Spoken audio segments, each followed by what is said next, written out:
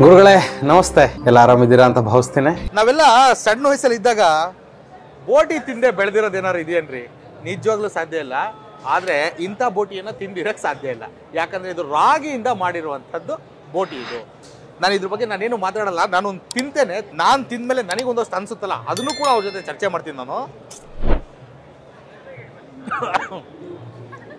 ನತ್ತಿ ಹೊಡಿತಾ ಇದೆ ಅಂದ್ರೆ ಅಷ್ಟು ಟೇಸ್ಟ್ಫುಲ್ ಆದಂತದ್ದು ರಾಗಿಯಿಂದ ಮಾಡಿರುವಂತ ಬೋಟಿ. ಇದು ಏನ್ ಸರ್ ಇದ್ರ ವಿಶೇಷತೆ?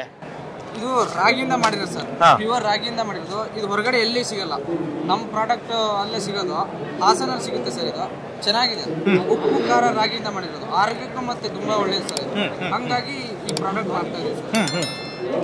ಹೇಗೆ ರಾಗಿನ ಏನ್ ಮಾಡ್ತೀರಾ? ರಾಗಿನ ಮೊಳಕೆ ಗಂಟೆ ಇಡ್ಬೇಕು ಸರ್. ಆಮೇಲೆ ಅದು ಮಿಷನ್ ಅಲ್ಲಿ ಹಾಕ್ಬಿಟ್ಟು ಉಪ್ಪು ಖಾರ ಹಾಕ್ಬಿಟ್ಟು ಅದಾಗೆ ಬರುತ್ತೆ. ಇದು ಮಿಷನ್ ಇಂದ ಬಂದ್ಮೇಲೆ ಇದು ಒಣಗಿರಲ್ಲ ಸರ್. ನಾವು ಬಿಸಿಲಿಗೆ ಒಣಗಾಕಿ ಇಡ್ಬೇಕು ಸರ್, 3-4 ದಿನ. ಆಮೇಲೆ ಪ್ಯಾಕ್ ಮಾಡ್ಬಿಟ್ಟು ತರ್ತೀವಿ ಸರ್ ಹೊರಗಡೆ. ಓಕೆ. ಅಂದ್ರೆ 2-3 ದಿನ ನ್ಯಾಚುರಲ್ ಬಿಸಿಲಲ್ಲಿ ಒಣಗಿಸ್ತೀರಾ? ಬೇರೆ ಯಾವ್ದೇ ರೀತಿಯ ಕೆಮಿಕಲ್ ಹಾಕಿ ಒಣಸೋದಾಗ್ಲಿ ಡ್ರೈ ಮಾಡೋದಾಗ್ಲಿ ಮಾಡಲ್ಲ. ವೆರಿ ನ್ಯಾಚುರಲ್ ಆಗಿ ಇದೇ ಕಲರ್. ಇದಕ್ಕೇನು ಕಲರ್ ಕೊಡೋ ಅವಶ್ಯಕತೆ ಇಲ್ಲ, ಏನಿಲ್ಲ ಸರ್, ಅದೇನು ಮಿಕ್ಸ್ ಇಲ್ಲ. ಓಕೆ. ಅಂದ್ರೆ ನಾವು ತಿನ್ನ ಆಹಾರದಲ್ಲಿ ಒಂದಷ್ಟು ಒಳ್ಳೇದನ್ನ ಹೇಗೆ ಹುಡುಕ್ಬೇಕು ಅಂದ್ರೆ ಇಂಥದ್ರಲ್ಲಿ ಹುಡುಕ್ಬೇಕು ನೋಡಿ. ಯಾಕಂದ್ರೆ ಸಿರಿಧಾನ್ಯಗಳನ್ನ ಬಳಸಿ ಅಂತೆ. ಎಲ್ಲಪ್ಪ ಹೋಗಿ ಕಡಿಯನ್ನ ಕುತ್ಕೊಂಡು ಮಾಡೋಣ, ಯಾರೋ ಒಬ್ರು ಮಾಡಿದ್ದಾರೆ ಸಿರಿಧಾನ್ಯದಿಂದ.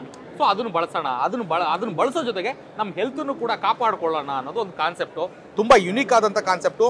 ಇಂತಹ ಒಂದು ಹೊಸತನದ ವಿನೂತನವಾದಂಥ ಉದ್ಯಮಗಳು ಮುನ್ನೆಲೆಗೆ ಬರಬೇಕಾಗುತ್ತೆ.